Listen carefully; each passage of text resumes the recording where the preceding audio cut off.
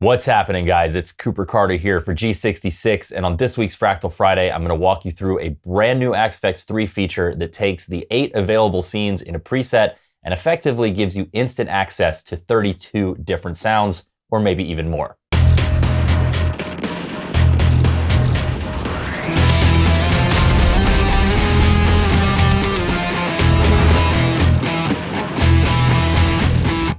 Firmware version 19.05 for the Axe-Fx III, which is available now. If you open up Fractal Bot, you'll be prompted to download it, brings a brand new feature to the Axe-Fx III called Scene Ignore.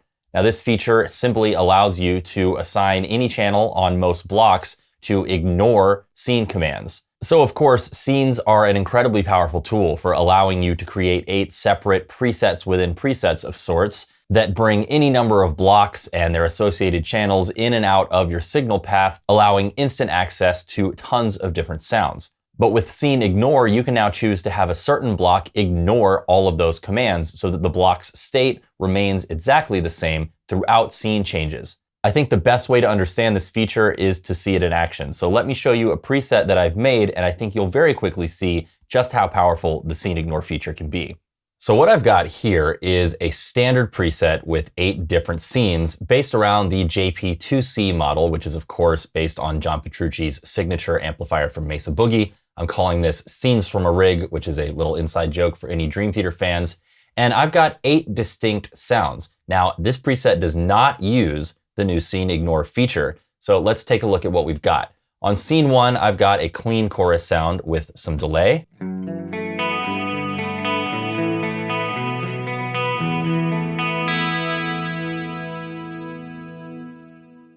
On scene 2, I've got a clean tone with a phaser.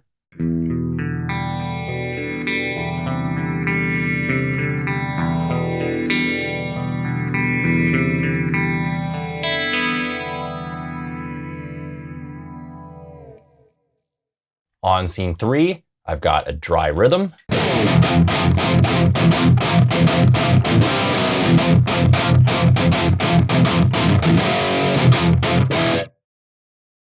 On scene 4, I've got a chorus rhythm.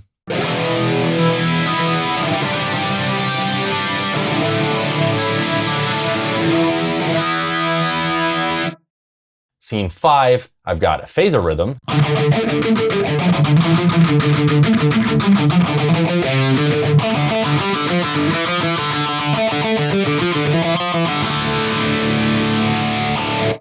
On scene 6, I've got a flanger rhythm.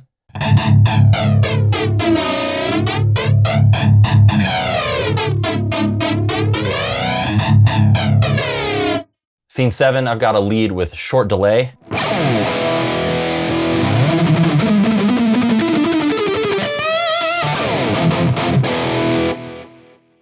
And then on scene 8, I've got a lead with a little bit longer delay.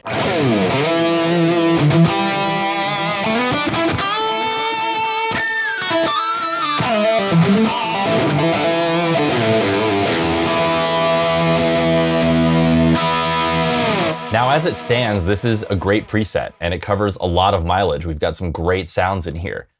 But because each of these scenes relies on the amplifier being on a certain channel and certain effects coming in and out, we don't, for example, have a scene for a clean chorus that's also dry. We have a dry rhythm and we have a dry chorus rhythm, but we don't have a dry clean rhythm unless we were to go to this clean channel and then use a foot switch to turn off the chorus and the delay. By that same token, because we only have these 8 scenes here, we don't have instant access to an ambient sound where we might, for example, turn on the long delay, this plex delay here, which doesn't even feature in any of the 8 scenes, and this reverb.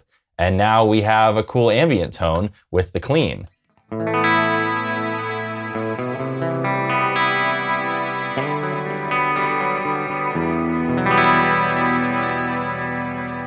The fact that these scene changes all include an amplifier channel setting too means that we're basically giving up real estate in our scenes to make these discrete sounds with the amplifier. With the new Scene Ignore feature though, we can get around this and have quicker access to even more sounds. Let me show you what I mean. So here's the exact same preset.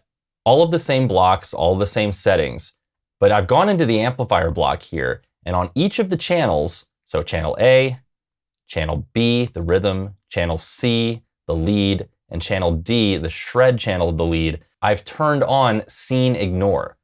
So now if I set this amp to channel A, say, the clean, and I scroll through these scenes, you'll see that the amp channel stays on A. And that's not because I've set it to be on A in all these scenes, but it's because this amp is ignoring scene changes. So now what I have is the ability to select any of these 8 scenes, and I'll have a clean either dry, a clean dry chorus, a clean dry flanger, a clean dry phaser, a clean with short delay, a clean with long delay, a clean with chorus and delay, and an ambient clean. Now if I simply switch the amp to B, so I'm now on the rhythm, I now have 8 different rhythm sounds. You see where I'm going with this? If I select amp channel C, I now have instant access to 8 different lead tones. And on D, of course, I will have 8 different shred lead tones as well. Now, where this setup becomes incredibly powerful is when we pair it with an FC controller. So check this out. I've got my FC12 on layout 2 scenes. So I've got my 8 different effect scenes here on this pedal board. And I've got my FC6 set to switch the channels of my amp. So amp select channel A for clean, select channel B for rhythm, C for lead, and D for the shred lead.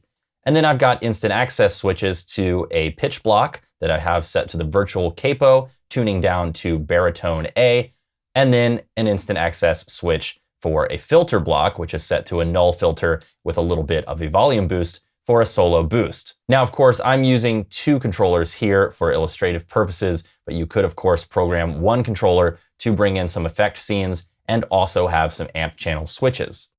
So now, instead of being tied to accessing scenes that change the amp and the effects at the same time, I can now pull up whichever amp tone I like and then apply any one of these effects over the top of that amp tone by using the scenes. You can think of the FC12 here as a multi-effects pedal board, and then think of the FC6 like the channel switching board that ships with a lot of physical amplifiers. So let's try it out. We've got our default right here, a clean amp that's totally dry. We can kick on a little bit of chorus. And how about some chorus and delay?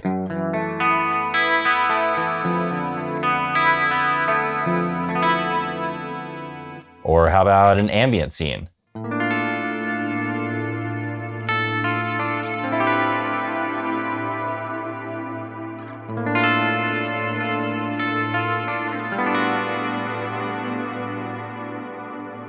We want a rhythm.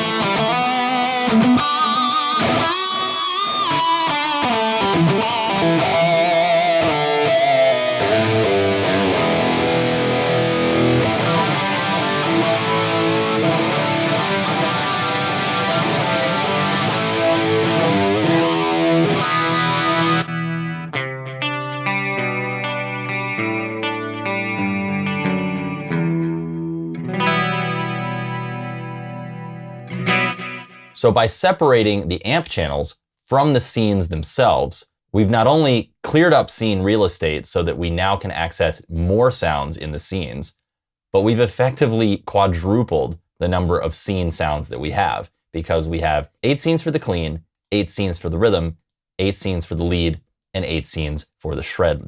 And we get access to all of these sounds with at most 2 button presses, but still just 1 button press if you're not changing channels on the amp. So in this case, again, we're basically using scene ignore to create an amplifier channel switch pedal board that's separate from the effects. But here are 2 more quick ways you can use scene ignore that I imagine a lot of people will find very useful for live playing.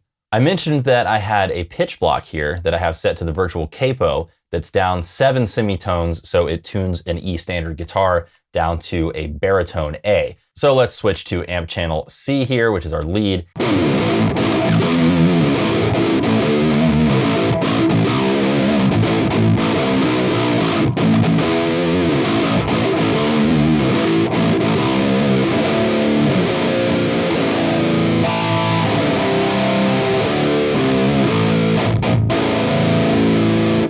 Now, the virtual capo is the kind of thing that you'd want to probably bring in for 1 or 2 songs in a set. But if I go back to our first preset, you'll see that without scene ignore, if I turned the pitch block on for a song, it would just turn on in this scene. And then if I were playing through the song and switched from my clean chorus up to my rhythm, I'd need to turn the capo on for this sound as well.